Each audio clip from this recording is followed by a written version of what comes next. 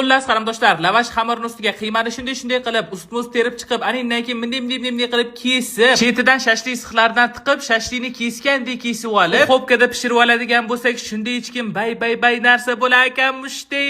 O'xsharmikan a? Deb turib, birinchi qiladigan ishim lavashlarni xamirini kesishdan boshladim qarindoshlar. Chin bozor do'konimdan shef-povurli ishlatadigan pichoqdan oldim qarindoshlar, shunaqangi o'tkir ekan. Lavashni to'rtburchak qilib kesib olib, anindan keyin qiymani shunaqangi ezmalab surtib chiqarganmizda. Aynan mana shu ketma-ketlikni 5-6 marta takrorlagandan so'ng shunaqa etajli narsa paydo bo'lar ekan qarindoshlar. Biram ko'rishni neobичный ma'mur qaranglar. Xuddi videoda ko'rsatilgandek qilib uzun qilib kesib oldim qarindoshlar. Anindan keyin deb qilib o'girib chiqib, bizga cho'pli sixlar kerak bo'lmaydi qarindoshlar. Bir martagina ishlatilgandan keyin tashab yuboriladigan cho'pli sixni o'rniga chin bozor do'konimizdan bunday hechkin sixlarni bir martagina sotib olib, yillar davomida ishlatishga nima deysizlar, a qarindoshlar? Qarindoshlar, chin bozor do'konimizda 35 ming so'mdan sotilgan 6 tali mana shu sixni hozirda siz 35 ming so'mga emas, attiga 15 ming so'mga sotib olishingiz mumkin. Salgina kichkinaroq razmerini esa attiga 10 ming so'mga sotib olishingiz mumkin. Qanday qilib zakaz qilamiz deydigan bo'lsanglar, hammamiz biladigan uzun marketga kirib chin bozor deb yozamiz. Qarabsizki, birinchilardan bo'lib qarindoshingizni chin bozor do'koni chiqadi. Ayni mana shu yerdan hozirgina qarindoshingiz ko'rsatib bergan sixlarni chegirma narxda butun O'zbekiston bo'ylab zakaz qilishingiz mumkin qarindoshlar. Shoshiling qarindoshlar, chegirma narxi faqatgina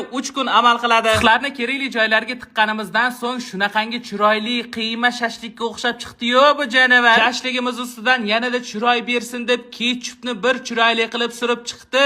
Shashliklarimizni 180 gradusda 25 minut pishirib olganimizdan keyingi ko'rinishi mana shunaqangi ishtahani ochadigan bo'lib chiqdi. O'zimcha qimmat restoranlarda ko'rsatiladigandek padacha qilmoqchi edim, yemadim. Mayli, asosiysi ko'rinishi emas, mazasida bo'ladi deb turib, shunday degustatsiyani boshlab yubordim qarindoshlar. Qarindoshlar, qanaqa qilibligini bilmadim-ku, lekin qiyma shashlikni mazasi kelyapti-yu bundan. Rossiyam mazali narsa chiqargan qarindoshlar, obязательно uyda sinab ko'ringlar. Aytgancha qarindoshlar, bu retseptni qo'lidan umuman ovqat qilish kelmaydigan dugoniylarga jo'natib qo'yish esdan chiqmasin a.